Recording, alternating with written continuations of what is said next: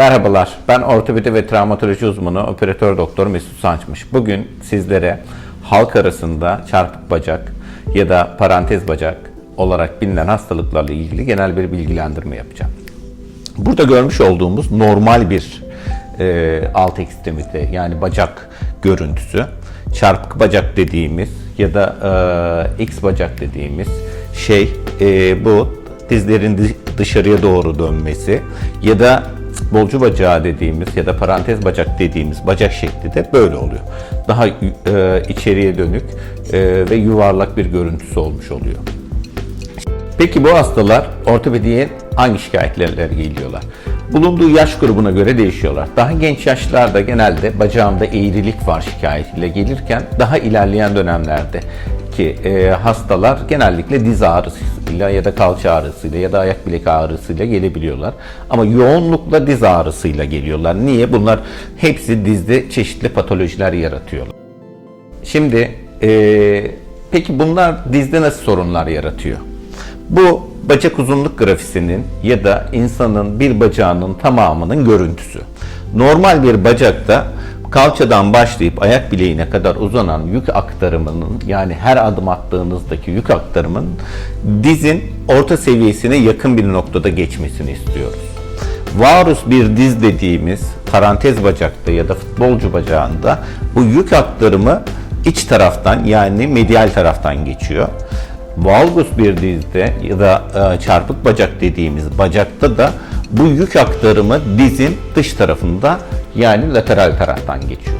Peki bunun iç taraftan ya da dış taraftan geçmesinin nasıl bir sakıncası var? Bu yük aktarımı hangi taraftan geçiyorsa, dengeli geçmiyorsa yani iç ya da dış taraftan ağırlıkla geçiyorsa orada bulunan kompartmanlarda hasarlar oluşturuyorlar. Hangi dokularda peki? Bunlar bir, kıkırdak dokusu yani çok fazla kireçlenmeye neden oluyorlar. İki, oradaki menisküs dokusundan menisküs yırtıklarına neden oluyorlar ve çok fazla dejenere olmasına neden oluyorlar. 3. Ağrıya neden oluyorlar. Ciddi anlamda bu patolojilerin hepsine bağlı olarak ağrıya neden oluyorlar. Ve bununla beraber de diz kapağının oturduğu zeminde bozukluklar yaratabiliyorlar. Bu parantez bacakta daha çok iç taraftayken çarpık bacakta daha çok dış tarafta sorunlarla karşılaşabiliyoruz. Peki bu hastalar bize bu şikayetlerle başvurduğunda ortopedi uzmanı olarak biz neler yapıyoruz? Hastayı bir detaylı bir fizik muayene yaptıktan sonra hastadan istediğimiz bacak uzunluk grafisiyle beraber değerlendirme ve ölçümler yapıyoruz. Burada görmüş olduğunuz anatomik bir çizim, röntgenin anatomik bir çizimi. Burada anatomik akslar, mekanik akslar ve bunların açıları var. Normal şartlarda olması gereken bacak aksımız bu, mekanik aksımız ve anatomik aksımız bu. Eğer ki çarpık bacağımız varsa bu çok daha fazla dışarıdan gidiyor ve eklemin paralelliği bozulmuş oluyor. Aynı şekilde varus bir dizde de eklemin paralelliği bozulmuş ve yük aktarımının çok medialden geçtiğini görüyoruz. Bunların ortalama açı değerleri var. Bu açı değerlerinin hepsini hesapladıktan sonra bu hastaya nasıl bir tedavi uygulayacağımızı ya da bu tedavinin aşağıdaki kemikte mi ya da yukarıdaki kemikte mi uygulanması gerektiğine karar veriyoruz. Ondan sonra da cerrahi planlamasını yapıyoruz. Bu cerrahi planlamayı yaparken aşağıdaki kemik dediğimiz tibia kemiğine müdahale edebiliriz. Yukarıdaki kemik dediğimiz femur kemiğine müdahale edebiliriz. Bazı durumlarda iki kemiğe birden de müdahale edebiliriz. Yeterli düzeltmeler sağlanmazsa. Bunu ameliyat öncesi planlamada çok rahat bir şekilde hesaplayabiliriz. Burada görmüş olduğunuz filmde diz ağrısı olan bir hastanın yük aktarımının iç taraftan yani medial taraftan geçtiğini görüyoruz. Buna sadece yapılan ölçümlerden sonra alttaki kemiğe yapılacak müdahaleyle bunu düzeltebileceğimizi hesaplıyoruz ve buna iç taraftan açık kama dediğimiz bir osteotomi yapıp ve bu aksın orta hattan geçmesini sağlıyoruz.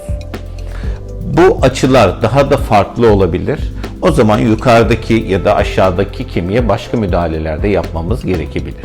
Peki bu işlemi yapıp bırakıyor muyuz cerrahi esnasında? Hayır. Genelde eklem içerisinde de harabiyet olduğu için eş zamanlı genellikle eklem içerisinde bakıp eklemin içerisindeki patolojiyi de tedavi edip menisküs yırtığı varsa menisküs yırtığını onarıyoruz. Kıkırdak sorunu varsa kıkırdak sorununu temizliyoruz. Ve gerekirse de eklemin yeniden rejenerasyonu için oraya kök hücre tarzında bir uygulama yapabiliyor. Burada gördüğümüz filmde de parantez bacağın aksine çarpık bacak bulunmaktadır. Çarpık bacakla beraber de rotasyonel bir deformitesi vardır. Burada rotasyonel deformiteye bağlı olarak bu ve çarpık bacağa bağlı olarak yük aktarımı dış taraftan geçiyor.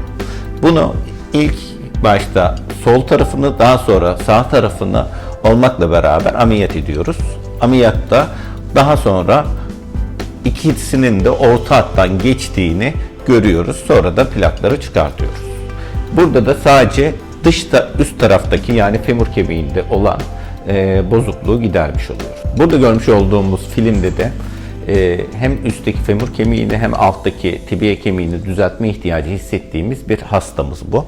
Bu hastamızda yapılan ölçümlerde eğriliği çok fazla olduğu için tek tarafta oluşacak yapılacak ameliyatın yeterli olduğunu düşünmediğimiz için de iki taraflı yaptık. Hem tibia kemiğini kesip düzeltme hem de femur kemiğini kesip düzeltme yaptıktan sonra mekanik aksı mümkün olduğunca orta hatta doğru taşımaya çalıştık ve gayet de başarılı olmuş gibi duruluyor.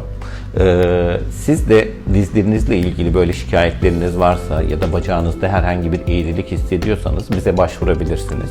MSM Klinik olarak bunların hepsini gerçekleştiriyoruz. Sağlıklı günler dilerim.